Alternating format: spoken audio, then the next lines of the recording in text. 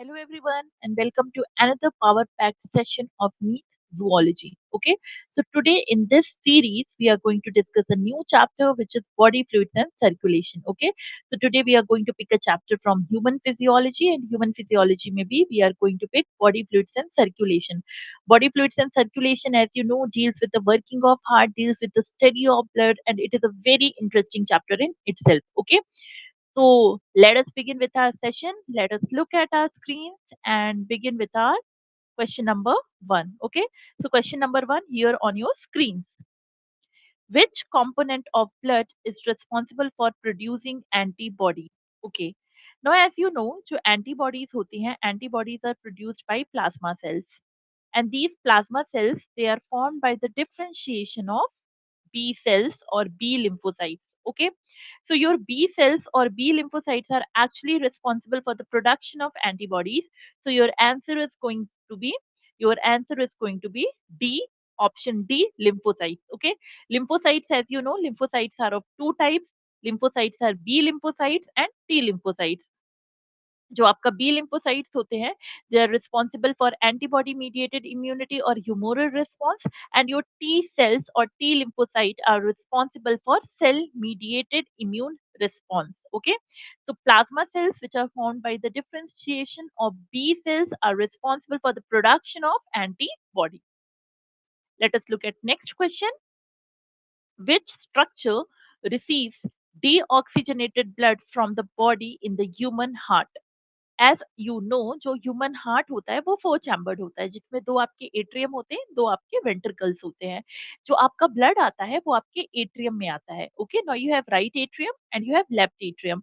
Left atrium receives oxygenated blood, whereas right atrium receives deoxygenated blood from inferior and superior vena cava. Okay, तो जो आपकी inferior और superior vena कावा होती है वो पूरी बॉडी से डीऑक्सीजनेटेड ब्लड कलेक्ट करती है और उसको सप्लाई करती है राइट एट्रियम में. ओके, राइट एट्रियम से वो जाता है आपके राइट वेंट्रिकल में. सो कौन सा ऐसा हार्ट का स्ट्रक्चर होगा जो पूरी बॉडी से डीऑक्सीजनेटेड ब्लड को रिसीव करता है via inferior vena cava and superior vena cava? It is going to be right atrium. So your option A, right atrium, is going to be the correct answer. Now let us look at next question. Which structure transmits impulses from the AV node to the ventricles? अब अगर आप इस question में देखोगे, then इस question में we are actually talking about the nodal pathway. Nodal pathway which is responsible for the generation and conduction of action potentials inside heart. Nodal pathway की हम बात करें तो it begins from SA node. SA node से it will go to AV node. AV node से it will go to bundle of His. Okay, then you know जो आपका bundle of His होता है, bundle of His will get divided into right and left bundle of His. It will get divided into right and left bundle of His, and then they will lead to Purkinje fibers. Okay, Purkinje fibers. तो यहाँ पर आपका question क्या है कि AV node से ventricles तक का जो कंडक्शन एक्शन पोटेंशियल का या ट्रांसमिशन है इंपल्सेस का, वो कौन करता है? तो वो कौन करेगा? From bundle of his AVN परकिंजे fibres. तो यहाँ आपका एवी नोड है और यहाँ आपके परकिंजे फाइबर्स हैं which actually transmit the nerve impulses or transmit these cardiac impulses to your ventricles. Okay, इसीलिए इसका आंसर क्या जाएगा? इसका आंसर जाएगा bundle of his, because परकिंजे fibres और एवी नोड के बीच में कौन सा ऐसा स्ट्रक्चर है जो ट्रांसमिशन कर रहा है the connecting link? It is going to be bundle of His. So your option B, bundle of His, is going to be the correct answer. Let us look at next question. The function of Purkinje fibers is to. Okay. अभी अभी हमने discuss किया कि जो आपके परकिंजे fibres होते हैं they are a part of nodal pathway. Okay, और जो आपके परकिंजे फाइबर्स होते हैं ये कहाँ प्रेजेंट होते हैं? They are present in the ventricles of heart.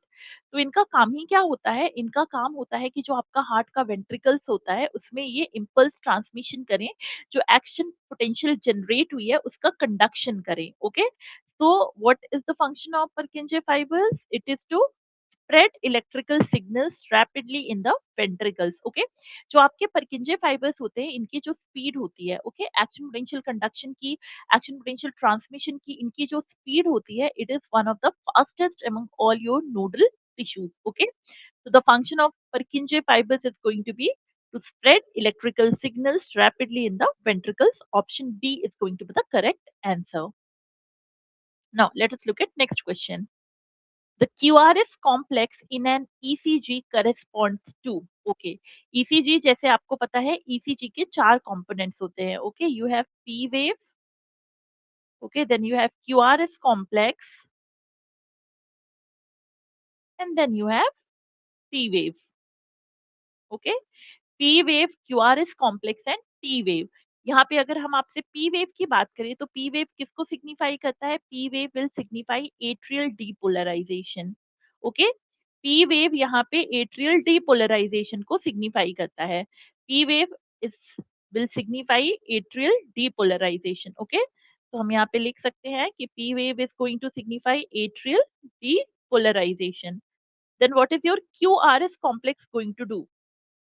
तो अगर आप यहाँ पे क्यूआरएस कॉम्प्लेक्स की बात करोगे, बेसिकली जो आपका ईसीजी होता है, it represents the events of your cardiac cycle. Okay, तो एट्रियल डीपोलराइजेशन के बाद this is going to represent your ventricular depolarization. Okay, it is going to represent ventricular depolarization. और जो आपका टी वेव होता है, टी वेव क्या करता है? टी वेव दो चीजें मार्क करता है.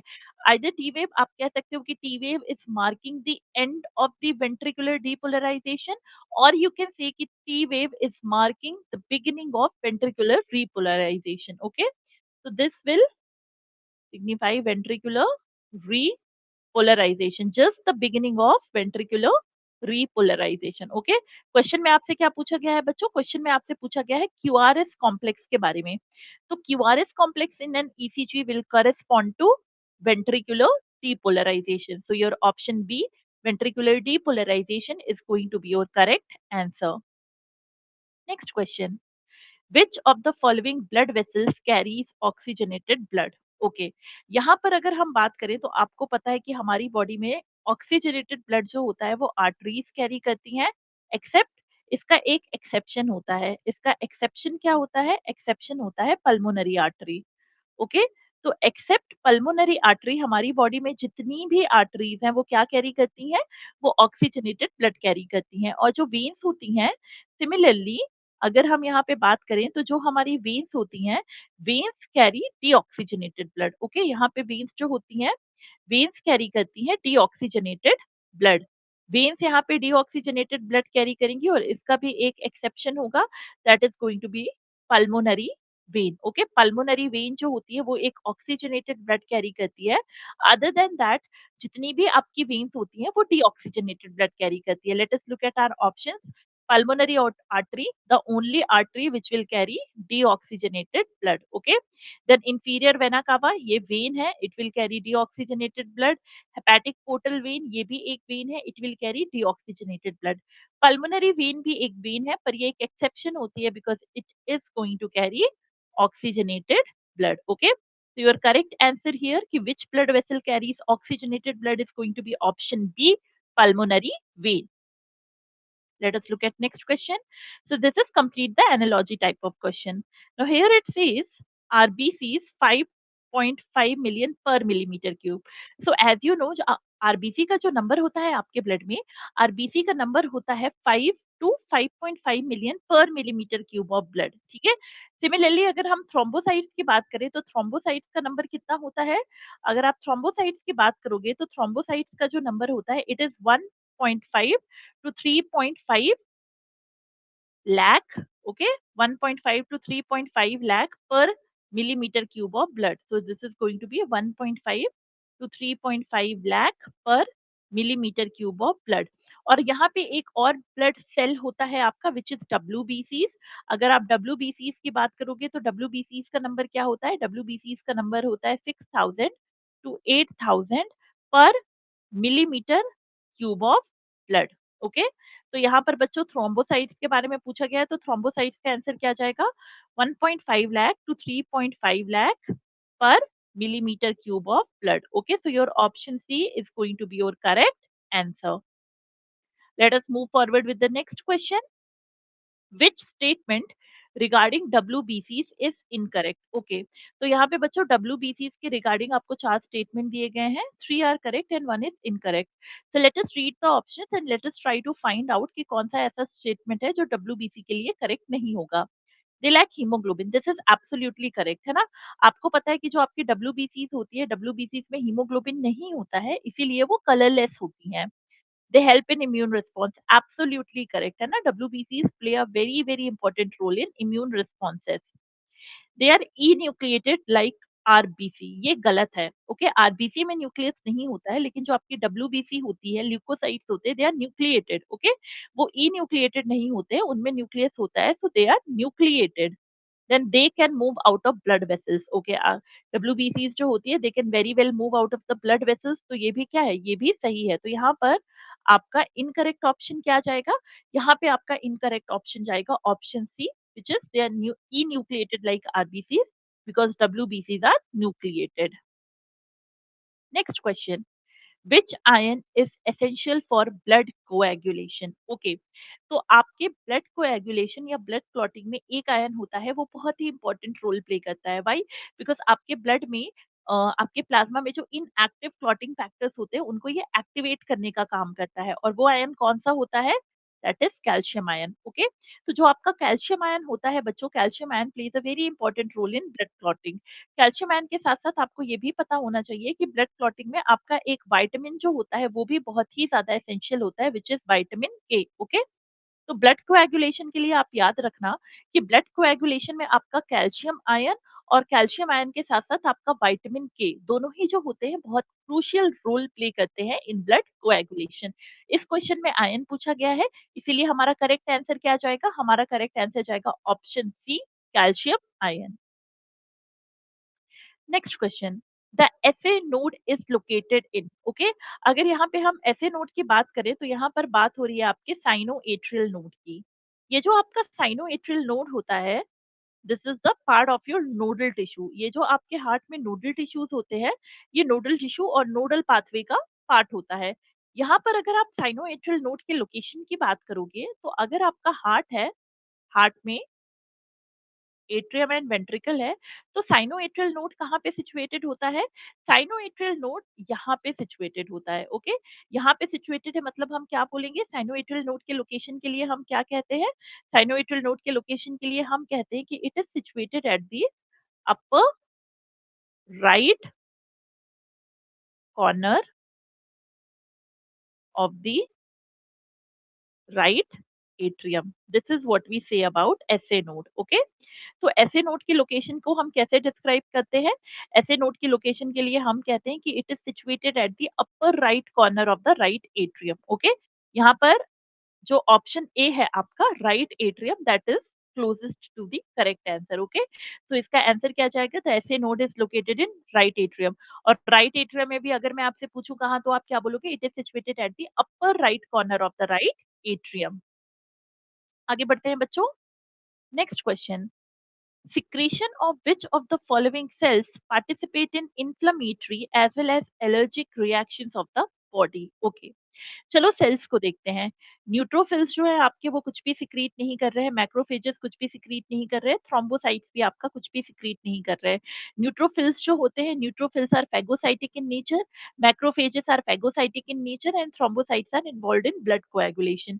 जो आपका बेसोफिल्स होते हैं, basophils are associated with the release of certain substances such as histamine. Okay, ये हिस्टामीन रिलीज करते हैं, सेरोटोनिन रिलीज करते हैं और हेपेरिन रिलीज करते हैं। ओके, हिस्टामीन, सेरोटोनिन और हेपेरिन।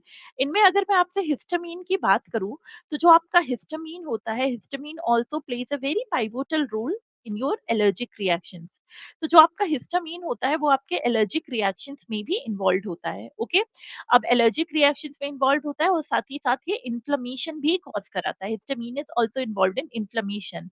तो यहाँ पे कौन सा ऐसा सेल है जिसके सिक्रीशंस जो है वो एलर्जिक रिएक्शन और इन्फ्लेमेशन दोनों में रोल प्ले करेंगे, that is basophil. Okay, because basophil secretes histamine, serotonin and heparin, and it is involved in inflammatory as well as allergic reactions. Okay, so the correct answer is going to be option B, basophils.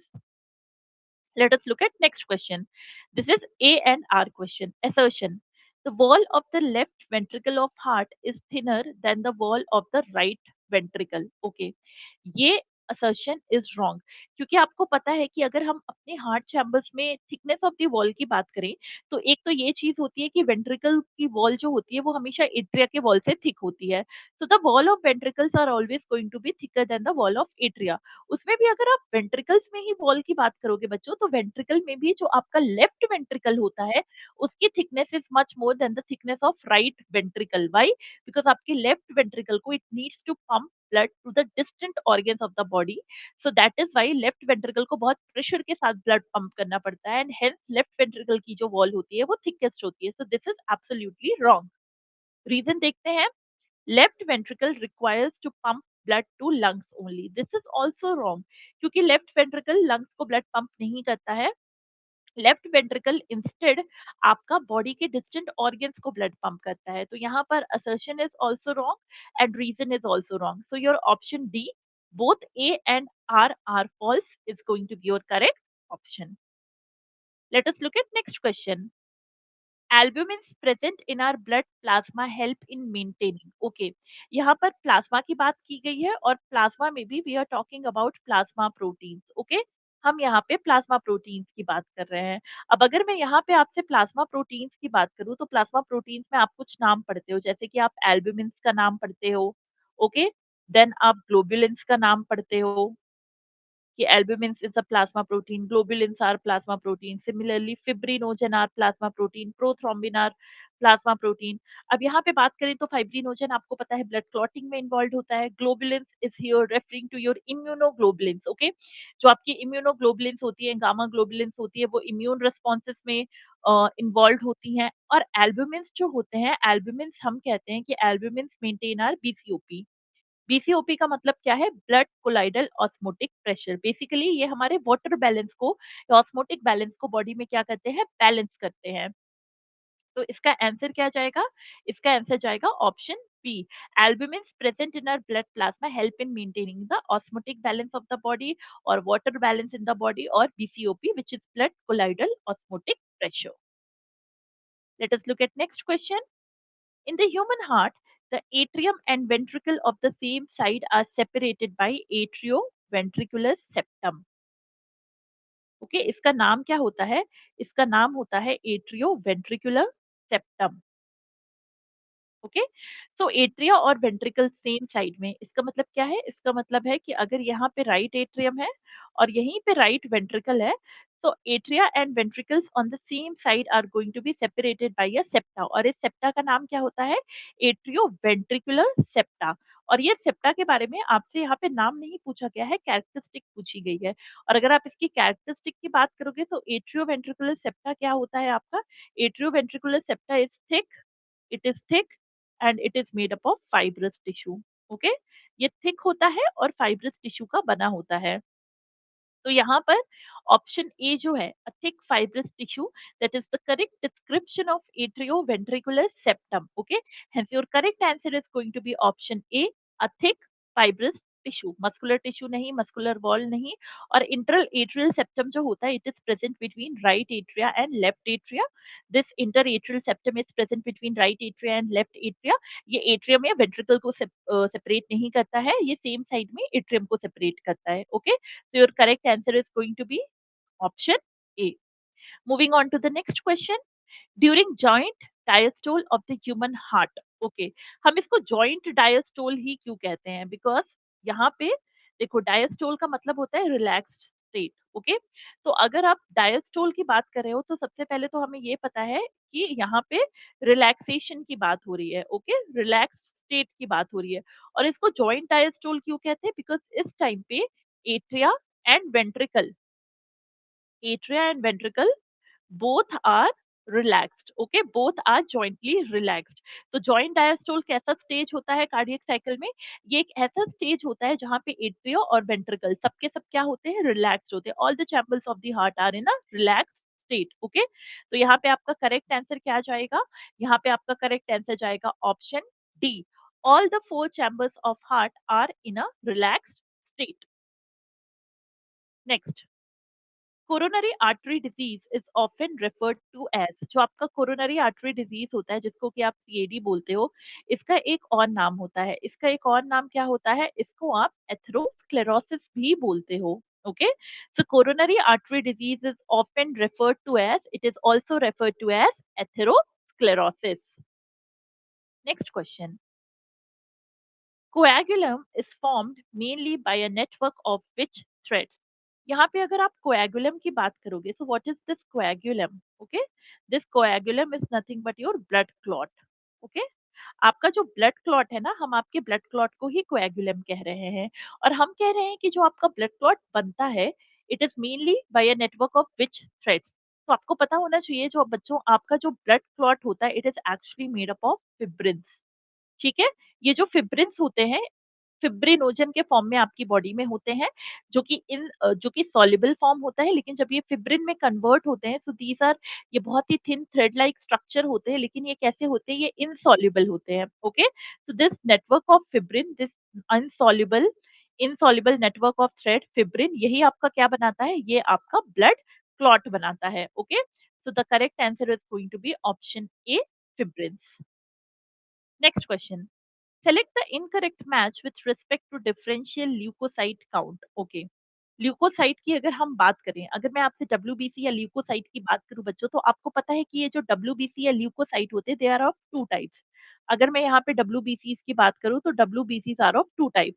One is your granulocyte, एक तो वो granulocytes होती हैं, and दूसरी they are agranulocytes. Okay, so WBCs can be of two types, granulocytes and agranulocytes. अगर granulocytes की बात करें, तो granulocytes में there are three types of WBC. One is neutrophils, then we have eosinophils, and then we have basophils. और अगर यहाँ पे agranulocytes की बात की जाए, तो we have monocytes and we have lymphocytes. Okay, अब अगर यहाँ पे आपसे डिफरेंशियल ल्यूकोसाइट काउंट की बात की जा रही है, तो इसका मतलब ये है कि आपको ये जो डिफरेंट 5 तरीके के जो आपके सामने डब्ल्यूबीसीज रखे गए हैं, आपको इन सब का परसेंटेज या फिर जो इनका कंट्रीब्यूशन है वो पता होना चाहिए। तो देखो, यहाँ पर सबसे ज्यादा कंट्रीब्यूशन होता है आपके न्यूट्रोफिल्स का। ओके, सबसे ज्यादा न्यूट्रोफिल्स होती हैं, विच इज 60 टू 65%। न्यूट्रोफिल्स के बाद होती हैं आपकी लिम्फोसाइट्स। लिम्फोसाइट्स का क्या अमाउंट होता है भाई? लिम्फोसाइट्स होती हैं 20 टू 25%। इसके बाद आती हैं आपकी मोनोसाइट्स। मोनोसाइट्स जो कि होती हैं 6 to 8%। Then you have eosinophils. Eosinophils जो कि होती हैं आपकी 2 to 3%। And then you have your basophils. Basophils जो कि होती है 0.5 टू 1%। तो बस ये डेटा आपको पता होना चाहिए। इस डेटा के हिसाब से आप ऑप्शंस को मैच कर लीजिए। Basophil is correct, lymphocyte is correct, eosinophils is correct, but neutrophils is wrong. क्यों? क्योंकि यहाँ पे जो न्यूट्रोफिल है उनको 40 टू 45% दिखाया गया है, जबकि न्यूट्रोफिल्स रियलिटी में 60 टू 65% कॉन्ट्रीब्यूट करती हैं इन डिफरेंशियल ल्यूकोसाइट काउंट। तो इसका आंसर क्या जाएगा? The incorrect match is going to be option A, neutrophils. Let us look at next question. Special cells in bone marrow that produce cell fragments involved in blood clotting are called. सबसे पहले तो इसको देखो, cell fragments involve in blood clotting. ये जो cell fragments है which are involve in blood clotting, they are nothing but your thrombocytes और blood platelets, है ना? जो आपके थ्रोम्बोसाइट्स या फिर प्लेटलेट्स होती हैं, वही वो सेल होती हैं जो कि ब्लड क्लॉटिंग में इन्वॉल्व होती हैं। और हम इनको सेल फ्रैगमेंट्स क्यों बोलते हैं? बिकॉज एक बहुत बड़ा सेल होता है, उसके टूटने से जो उसके फ्रैगमेंट्स होते हैं वो थ्रोम्बोसाइट्स बनते हैं। और वो सेल क्या होता है? द सेल जिससे ये आपके सेल फ्रैगमेंट्स बने हुए हैं, that is your mega karyocyte. Okay, तो आप इस सेल का नाम याद रखना, ये मेगा कैरियोसाइट्स होते हैं। जब मेगा कैरियोसाइट्स टूटते हैं, तो उनके जो सेल फ्रैगमेंट्स होते हैं, उन्हीं को हम थ्रोम्बोसाइट्स या ब्लड प्लेटलेट्स कहते हैं, जो कि आपके ब्लड क्लॉटिंग में इन्वॉल्व होते हैं। Next question, choose the odd one out with respect to organisms having an open circulatory system. Okay, तो ओपन सर्कुलेटरी सिस्टम में आपको ऑड वन आउट चूज करना है, मतलब आपको ऐसा ऑर्गेनिज्म चूज करना है जिसमें कि आपका क्लोज्ड ब्लड सर्कुलेशन हो। ओके, प्रॉन आपको पता है कि प्रॉन में आपका ओपन ब्लड सर्कुलेशन होता है। Snails, mollusca again open blood circulation, cockroach, arthropoda again open blood circulation. Frog जो होता है, फ्रॉग आपके एम्फीबिया को बिलोंग करता है और आपके फ्रॉग में क्लोज्ड ब्लड सर्कुलेशन होता है। Okay, so the odd one out with respect to an open circulatory system is going to be option A, frog. Let us look at next question. Incomplete double circulation is found in. ये incomplete double circulation आपको कहाँ मिलता है? Incomplete double circulation is found in three chambered heart. Okay? जहां पर भी three chambered heart होगा, three chambered heart जिसमें कि आपके दो ऑरिकल्स और सिंगल वेंट्रिकल होता है, जहां पर भी आपका थ्री चैम्बर्ड हार्ट होता है वहां पे आपको इनकम्प्लीट डबल सर्कुलेशन मिलता है। तो बस आपको इन ऑप्शंस में ये देखना है कि किसके पास थ्री चैम्बर्ड हार्ट होगा। Crocodile is a reptile, reptiles में थ्री चैम्बर्ड हार्ट होता है, बट क्रोकोडाइल एक एक्सेप्शन होता है। Why? Because it is a reptile but it has a four chambered heart. Parrot again आपका एव्स में आता है, सारे ही एव्स में फोर चैम्बर्ड हार्ट होता है। ओके, हॉर्स आपका मैमल्स है, all mammals have a four chambered heart. Lizard, lizard आपकी रेप्टाइल है एंड रेप्टाइल में होता है थ्री चैम्बर्ड हार्ट। क्योंकि लिजर्ड के पास थ्री चैम्बर्ड हार्ट है तो उसी में मिलेगा आपको incomplete double circulation. Okay, the correct answer is going to be option D, lizard. Now next question, the second heart sound is associated with. Okay, तो अगर यहाँ पे आपसे हार्ट साउंड की बात की जा रही है तो there are two type of heart sound, one is lub, one is dub. Lub dub, अब लब कब होता है? Lub is associated with the closure of AV valves. Okay, तो क्लोजर ऑफ एवी वॉल्स के साथ आपका पहला हार्ट साउंड एसोसिएटेड है। जो दूसरा हार्ट साउंड है which is dub, it is associated with the closure of SL walls, which is your semilunar walls. Okay, so lub is associated with the closure of AV walls, whereas tub is associated with the closure of SL walls. तो इसका correct answer क्या जाएगा? इसका correct answer जाएगा option D, closure of semilunar walls is associated with tub, which is the second heart sound. Next question.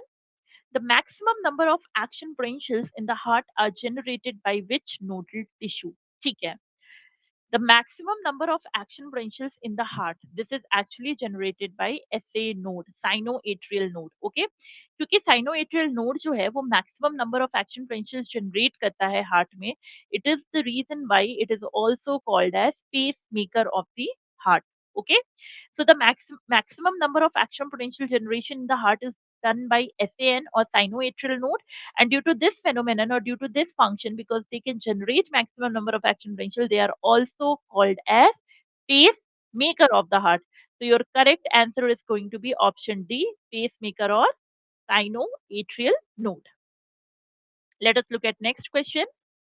The state when the heart is not pumping blood effectively enough to meet body needs is called. Okay, तो यहाँ पर हम heart disorder की बात कर रहे हैं।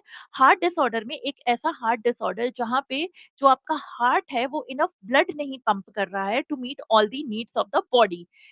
ये वाला स्टेट जब होता है तो हम इसको क्या कहते हैं? हम इसको कहते हैं heart failure. This state is called as heart failure. Why? देखो, फेलियर का मतलब क्या होता है? फेलियर का मतलब होता है कि you have been assigned a task and you were incomplete to do it. और हार्ट फेलियर का मतलब क्या है? हार्ट का काम क्या है? हार्ट का काम है आपकी बॉडी में पंप करना ब्लड, ताकि बॉडी को जितनी जरूरत है, जितनी भी रिक्वायरमेंट है वो सारी फुलफिल हो जाए। लेकिन कभी कभी due to some reason heart में क्या होता है? हार्ट में एक ऐसी सिचुएशन बन जाती है जिसमें उसे जितना ब्लड पंप करना चाहिए वो उतना ब्लड पंप नहीं कर रहा है, then it is called as heart failure or failure of the heart to pump enough blood to meet the requirements of our body tissues. So the correct answer here is going to be option D, heart failure. Let us look at next question. Narrowing of arterial lumen due to deposits of calcium, fat, cholesterol and fibrous tissue is called. Okay, again हम यहाँ पे heart disorder की बात कर रहे हैं। ये एक ऐसा हार्ट डिसऑर्डर है जिसमें जो आर्टरी है उसका ल्यूमेन नैरो हो जाता है due to deposition of calcium, fat, cholesterol and fibrous tissue, या फिर प्लेक डेपोजिशन हो जाता है। ये जो आपका ब्लड डिसऑर्डर है इसको हम क्या कहते हैं? This is called as coronary artery disease. Okay, because आपकी कोरोनरी आर्टरी जो होती है, कोरोनरी आर्टरी का ल्यूमेन जो होता है, it is one of the सबसे नैरो ल्यूमेन होता है कोरोनरी आर्टरी का। इसीलिए अगर यहाँ पे ये सब डेपोजिशन होता है then it can actually cause very serious results. Okay, so this is your coronary artery disease, and as we discussed in previous question. इसके पहले हमने जो क्वेश्चन डिस्कस किया था उसमें हमने एक्चुअली ये डिस्कस किया था कि जो ये कोरोनरी आर्टरी डिजीज होती है इसका एक और नाम होता है। वो एक और नाम क्या होता है? Coronary artery disease is also called as atherosclerosis. Okay, तो यहाँ पे अगर कोरोनरी आर्टरी डिजीज नहीं दिया है ऑप्शन में तो क्या दिया है आपका? Atherosclerosis. So your correct answer is going to be option B, atherosclerosis. Now, next question.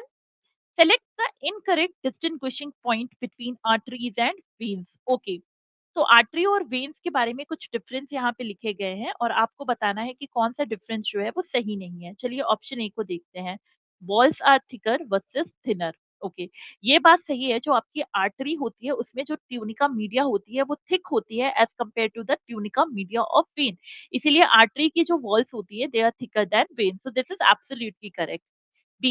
No valves artery versus have valves vein. This is also correct. Okay. Artery में जो ब्लड होता है वो बहुत ज्यादा प्रेशर के साथ फ्लो करता है इसलिए उसमें बैक फ्लो का कोई चांस ही नहीं होता। बट वेन्स में जो प्रेशर होता है वो थोड़ा कम, वेन्स में जो ब्लड होता है वो थोड़ा कम प्रेशर के साथ फ्लो करता है, इसीलिए वेन्स में बैक फ्लो का चांस होता है। इसीलिए आर्टरी में कोई वॉल्व नहीं होता जबकि आपके वेन्स में वॉल्व होता है। तो this is absolutely correct. C, artery has wider lumen, vein narrower. ये गलत है। ओके, आर्टरी में नैरो ल्यूमेन होता है, वेन्स में वाइडर ल्यूमेन होता है। Okay, so this C option, this is incorrect. Artery carries blood away and veins carry blood to the heart. This is absolutely correct. तो जो इनकरेक्ट पॉइंट है वो आपका क्या होगा? That is going to be your option C. क्यों? क्योंकि artery में नैरो ल्यूमेन होता है और वेन्स में आपका कैसा होता है? वाइडर ल्यूमेन होता है। Moving on to the next question. Blood pressure is measured by an instrument called, okay, blood pressure is measured by an instrument called as sphygmomanometer. Okay, sphygmomanometer. तो जो आपका sphygmomanometer होता है, it is the instrument which is used to measure blood pressure.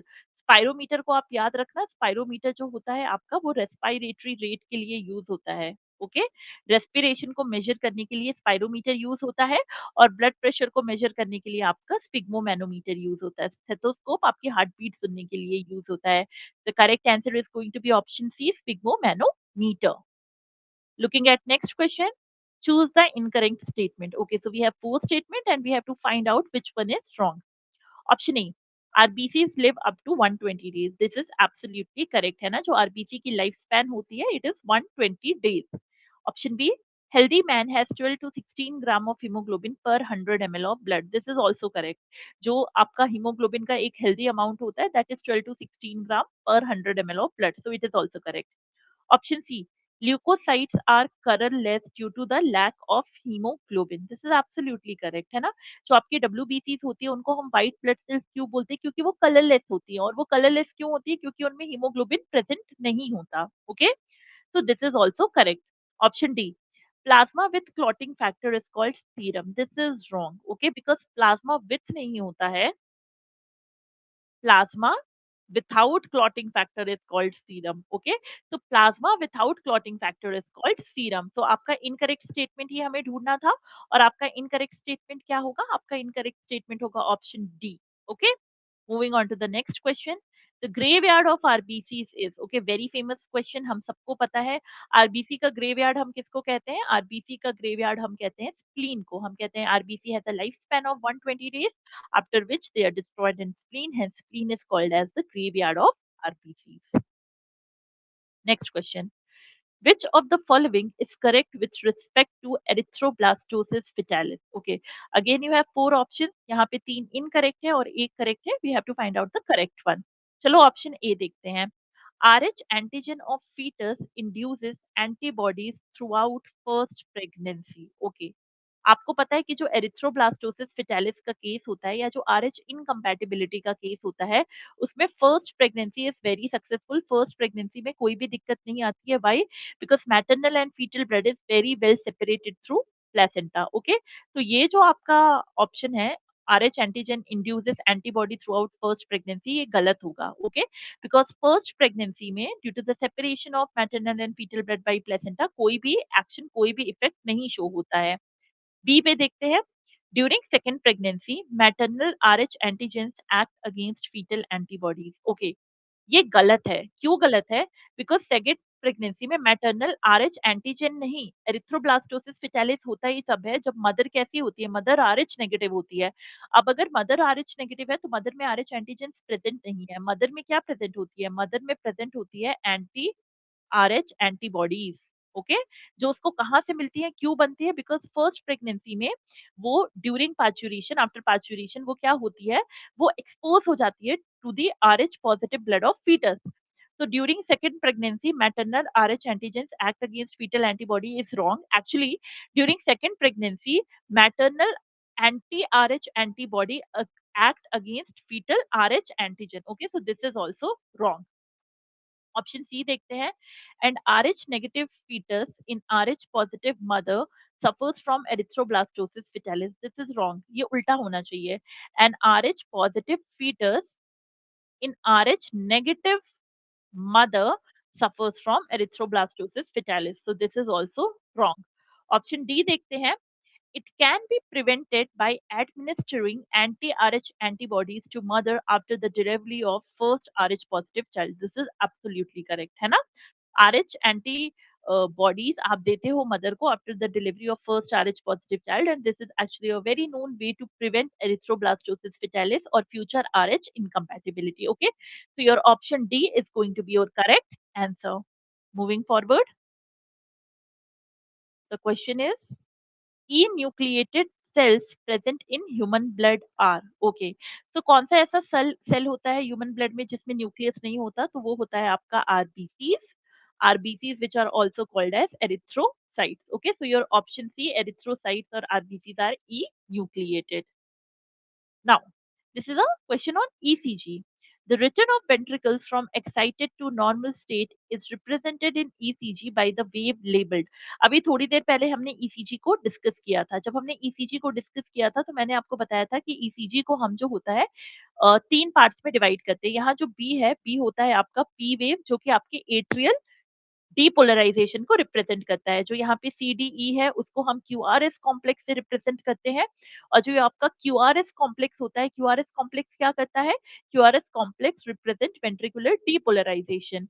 और यहाँ पर ये जो आपका F है, दिस इज T वेव, और T वेव ही क्या रिप्रेजेंट करती है, T wave marks the end of ventricular systole, okay, और the beginning of ventricular diastole. तो ये वेंट्रिकुलर रीपोलराइजेशन को रिप्रेजेंट करती है। Okay, the return of ventricles from excited to normal state in ECG is represented by T wave, और यहाँ पे T wave कौन दिखा रहा है आपका, F।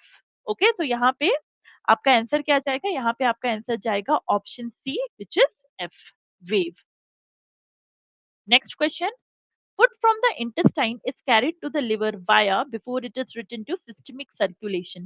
यहाँ पर आप कौन सा क्वेश्चन देख रहे हो, यहाँ पर आप क्वेश्चन देख रहे हो पोर्टल सर्कुलेशन के लिए, है ना, portal circulation. So this is a classic case of portal circulation, और यहाँ पर ये कौन सा पोर्टल सर्कुलेशन है, this is your hepatic portal circulation. Hepatic portal circulation में बेसिकली क्या होता है, हेपेटिक पोर्टल सर्कुलेशन में हम कहते हैं कि जो आपका जीआईटी ट्रैक्ट होता है, यानी कि जो इंटेस्टाइन्स होती हैं, ओके, जीआईटी ट्रैक्ट होता है, यहाँ पे इंटेस्टाइन से instead of returning the blood back to the systemic circulation, you actually travel this blood all the way to the liver.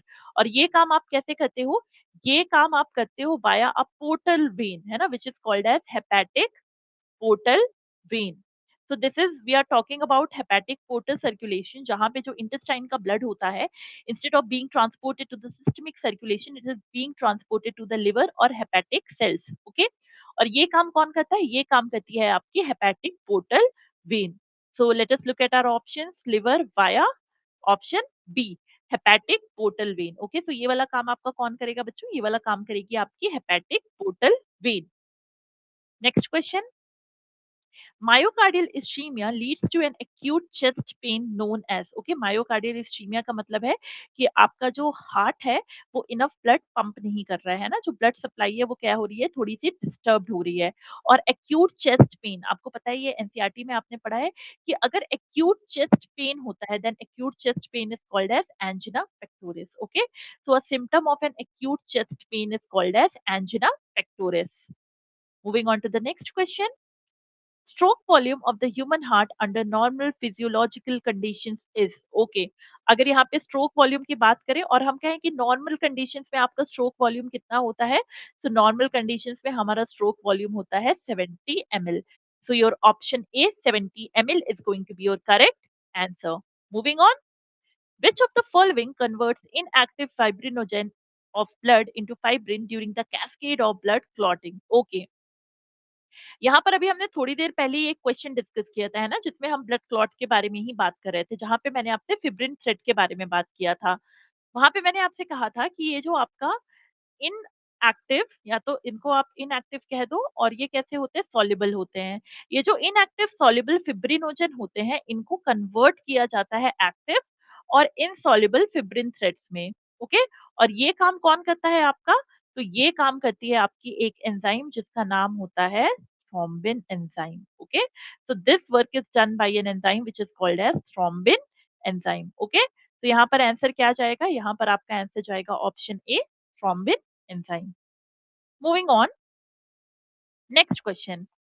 If due to some injury, the chordae tendineae of the mitral valve of the human heart become partially non-functional, what will be the immediate effect on blood flow? Okay. सबसे पहले तो यहाँ पर आपको कुछ चीजें पहले से पता होनी चाहिए। वो क्या चीजें पता होनी चाहिए? आपको ये पता होना चाहिए कि कॉर्डे टेंडिने क्या होता है। ओके, सो कॉर्डे टेंडिने आपको पता होना चाहिए कि कॉर्डे टेंडिने आपके वेंट्रिकल्स में प्रेजेंट होता है। Okay, कॉर्डे टेंडिने is present in your ventricles.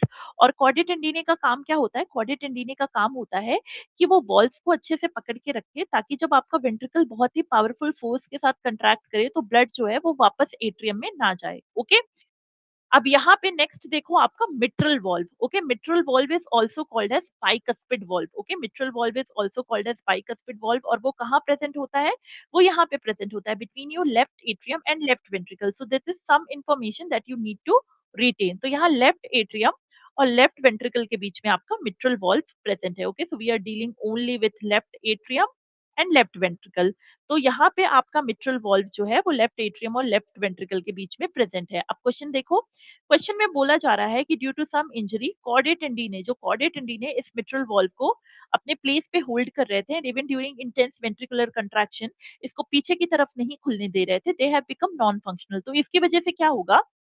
इसकी वजह से होगा ये कि जब आपका वेंट्रिकल बहुत ही ज्यादा फोर्स के साथ कंट्रैक्ट करेगा, तो ये मिट्रल वॉल्व जो है वो वापस खुल सकते हैं, because कॉर्डे टेंडिने have become non functional. अब देखो, अब अगर आपका ये मिट्रल वॉल्व खुलेगा, तो मिट्रल वॉल्व खुलने की वजह से क्या होगा? मिट्रल वॉल्व खुलने की वजह से some of the blood from ventricles will flow back into atria, है ना? तो वेंट्रिकल्स का जो ब्लड है it will just flow back into atria. अब चलो क्वेश्चन देखते हैं, ऑप्शंस देखते हैं। What will be the immediate effect on blood flow? The flow of blood into the systemic aorta will be reduced. Okay. आपको पता है ना, आपके लेफ्ट वेंट्रिकल से ब्लड कहाँ जाता है? आपके लेफ्ट वेंट्रिकल से जो ब्लड है वो अयोटा में जाता है।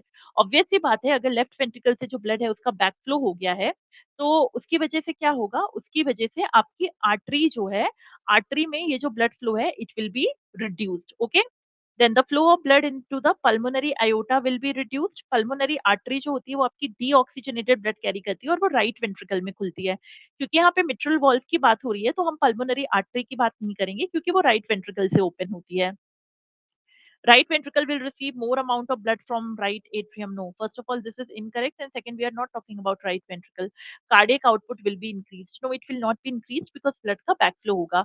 तो आपका correct answer क्या होगा? आपका correct answer होगा option A, the flow of blood into the systemic aorta will be reduced by, because जो आपका left ventricle होता है it opens into your systemic aorta. Okay, so the correct answer is going to be option A. Now we are going to look at the last question for today's session. Okay, अब ये जो last question है, this is your match the column question. चलो देखते हैं। पहला option है यहाँ पे ट्यूनिका इंटिमा। ट्यूनिका इंटिमा आपको पता है ना? Tunica intima is a layer. Okay, एक ये लेयर होती है जो कि आपके ब्लड वेसल्स में सबसे इनर मोस्ट लेयर होती है। ओके, तो चलो ऑप्शंस देखते हैं। This is inner most layer of blood vessels, यहाँ पे दिया हुआ है, राइट? तो वन का क्या होगा बच्चों? वन का आंसर होगा डी। सेकंड देखो, हार्ट फेलियर। हार्ट फेलियर हमने थोड़ी देर पहले अभी अपने प्रीवियस क्वेश्चन में डिस्कस किया है, जिसमें हमने कहा था कि ऐसी कंडीशन जहां पे heart is not pumping enough blood to meet the requirements of the body will be called as heart failure. Okay, वो ऑप्शन में नहीं है, लेकिन ऑप्शन में एक और चीज़ है, कंजेशन ऑफ लंग्स, ओके? अब आपको ये भी पता होना चाहिए कि जो कंजेशन ऑफ लंग्स होता है, it is a very, very important symptom of heart failure. Heart failure is always accompanied by congestion of lung, और इसी की वजह से हम इसको कंजेस्टिव हार्ट फेलियर भी कहते हैं, ओके? तो यहाँ पे सेकंड का ऑप्शन क्या होगा? सेकंड का ऑप्शन होगा सी।